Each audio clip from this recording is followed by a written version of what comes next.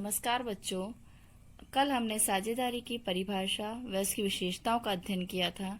आगे आज हम पढ़ेंगे साझेदारी के प्रकार। साझेदारी के प्रकार में फर्स्ट है दायित्व के अनुसार, यानी सीमित दायित्व और असीमित दायित्व साझेदारी। सेकंड समय के अनुसार, यानी निश्चितकालीन और अनिश्चितकालीन साझेदारी। थर्ड है उद्देश्य के अनुसार, ऐच्छिक और विशेष साझेदारी। और फोर्थ है वैधता के अनुसार, वैध और अवैध साझेदारी।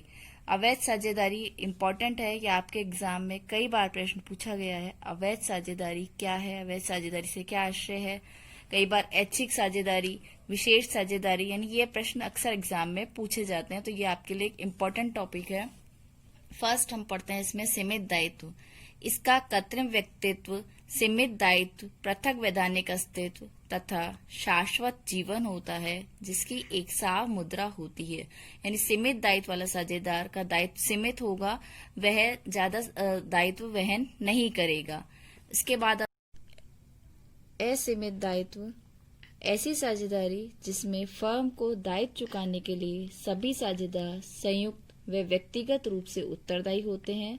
सभी साझेदारों का दायित्व असीमित होता है, या अर्थात कई बार ऐसा होता है फर्म में लॉस हो गया, फर्म के पास जितना पैसा है वो लॉस में चुका दिया, लेकिन उसके बाद भी हमें फर्म को और पैसा चुकाना है।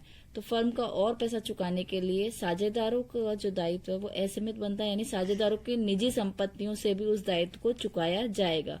वो दायित्व क्या कहलाएंगे? असीमित दायित्व। उसके बाद कहलाते हैं निश्चितकालीन साझेदारी। समय के अनुसार जो साझेदारी है उसमें ऐसी साझेदारी जिसका निर्माण एक निश्चित समय के लिए किया जाता है। निश्चित समय अर्थात जैसे साझेदारी हमने 5 साल के लिए, 4 साल के लिए, 8 साल के लिए ऐसे की है, तो वो साझेदारी क्या कहलाएगी? निश्चितकालीन साझेदारी। और एक जैसे होटल चलाने के लिए हमने साझेदारी की 10 साल के लिए, अब वो होटल हमने 10 साल चलाया, उसके बाद वह साझेदारी स्वतः ही समाप्त हो जाएगी। निश्चित काल यानी उसका काल समाप्त होते ही वह साझेदारी भी समाप्त हो जाएगी। अनिश्चितकालीन साझेदारी, यदि साझेदारी का निर्माण करते समय यह निश्चित नहीं किया जाता कि साझेदारी कब तक चलेगी। निश्चितकालीन में आपने निश्चय किया था कि 10 साल चलाएंगे साझेदारी या 5 साल चलाएंगे, लेकिन अनिश्चितकालीन में हमने कोई निश्चय नहीं किया, यानी हमारी ये साझेदारी अनिश्चित चलती रहेगी। इसका निर्माण विशेष उद्देश्य से नहीं किया जाता, ये कहलाती है हमारी अनिश्चितकालीन साझेदारी। अब है उद्देश्य के अनुसार साझेदारी, जिसमें फर्स्ट है ऐच्छिक साझेदारी।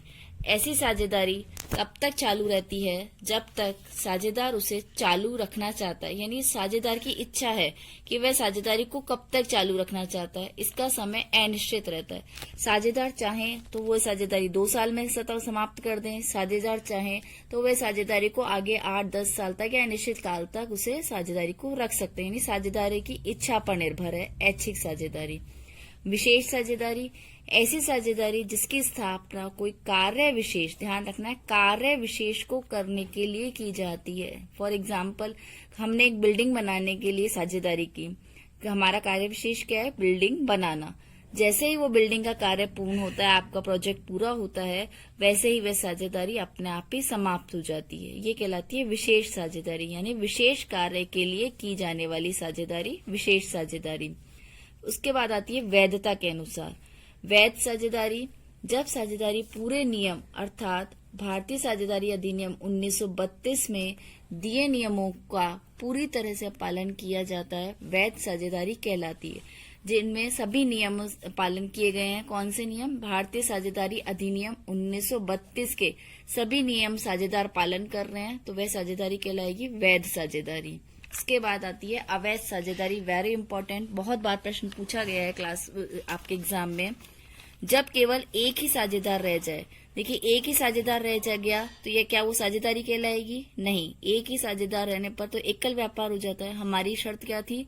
2 या 2 से अधिक साझेदार होने चाहिए।